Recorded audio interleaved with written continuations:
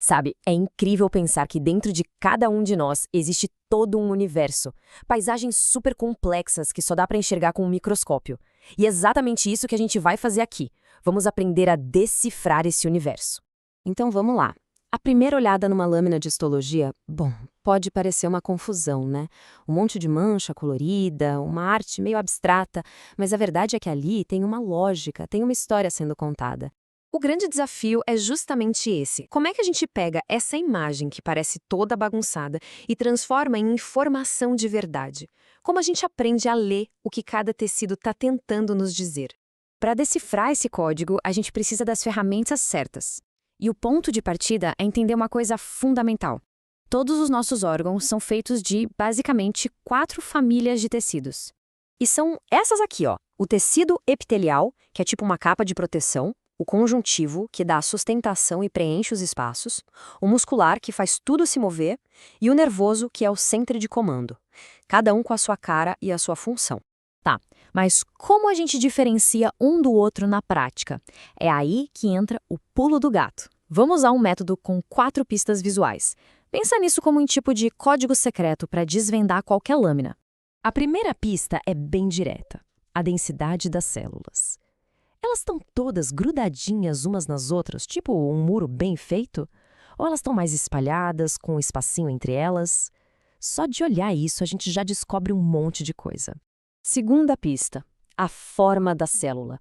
É preciso reparar no formato delas e dos núcleos. Elas são mais achatadas, parecem uns cubinhos, são compridonas, tipo fibras, ou têm um formato de estrela.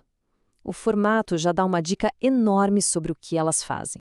Pista número 3. A gente vai olhar o que tem entre as células. Tem muito material ali no meio, tipo uma argamassa, ou quase não tem nada. Essa argamassa é o que chamamos de matriz extracelular. Ela pode ser cheia de fibras ou ser mais lisa, digamos assim. E a última pista é dar um passo para trás, sabe? Olhar o todo. Como essas células se arrumam? Elas formam camadas, uma em cima da outra, que nem um bolo? Se juntam em feixes, tipo fios de um cabo? Ou estão espalhadas de um jeito mais irregular? Esse arranjo geral é como se fosse a assinatura do tecido.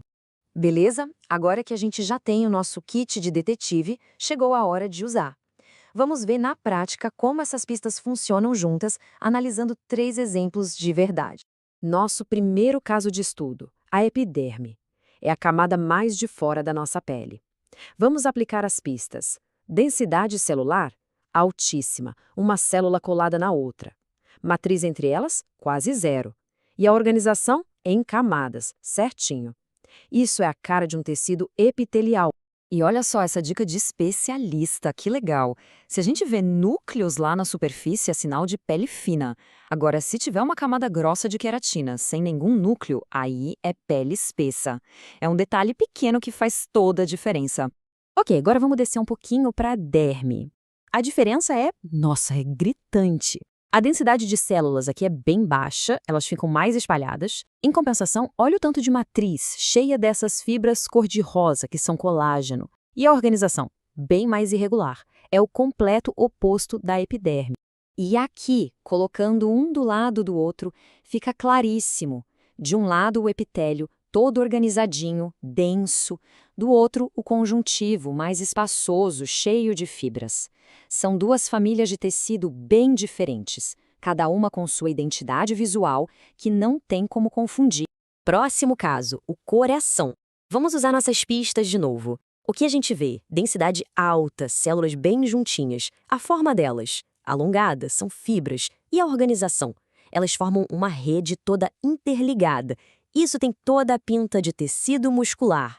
Mas o detalhe matador mesmo, a dica do especialista, é procurar por uma coisa chamada discos intercalares. São essas linhas mais escuras que conectam uma célula na outra. Se achar isso, não tem erro, pode cravar. É tecido muscular cardíaco. E para fechar, nosso terceiro caso, o cérebro. Aqui a densidade de células também é alta, mas a organização é bem diferente. Não tem camada, não tem feixe. A chave aqui, o grande segredo, está no formato das células. Repara que tem umas células enormes com formato de estrela. Esses são os neurônios, no meio de um monte de célulazinhas menores. Então a dica de ouro aqui é a seguinte: não se assuste com a bagunça aparente. A missão é procurar as estrelas do show, que são os neurônios. O corpo celular deles é bem grande e se destaca nesse mar de células menores. Achou o neurônio? O resto fica fácil de entender. Ok, a gente viu os detalhes de perto. Agora vamos dar aquele passo para trás de novo para entender o quadro geral, como tudo isso se encaixa. Porque essa estrutura toda que a gente viu não é por acaso não, ela tem um propósito. Essa tabela aqui é sensacional porque ela resume tudo. Olha lá, o epitelial, super denso, o conjuntivo, cheio de matriz, o muscular, com aqueles discos intercalares, e o nervoso, com os neurônios gigantes. É como se cada tecido tivesse uma impressão digital única, bem clara. E por que isso tudo importa? Porque em biologia, a forma sempre segue a função. A pele é densa para quê? Para formar uma barreira. O coração tem aquela rede para quê? Para garantir que o batimento seja sincronizado, perfeito. E o cérebro é essa rede complexa para quê? Para permitir que a gente pense e processe informação. É uma solução muito elegante da natureza. Mas essa viagem pelo microscópio vai além da biologia, sabe? Ela acaba ensinando pra gente uma coisa bem profunda sobre nós mesmos. E a mensagem é muito poderosa. Por fora, a gente pode parecer bem diferente um do outro, mas quando a gente olha no nível dos tecidos, somos incrivelmente parecidos. A cor da pele, por exemplo, não é sobre ter mais ou menos células, mas sobre o quão ativas elas são em produzir melanina. No fundo, a histologia mostra que a nossa base biológica é a mesma. E com isso, a gente encerra essa nossa análise. Aprender a ler uma lâmina de histologia é mais do que só uma técnica, né? É um jeito novo de enxergar o mundo e a nós mesmos. Fica aí a reflexão. Agora que a gente sabe ler essa história, que outras complexidades, que outras belezas estão lá esperando para a gente descobrir debaixo do microscópio?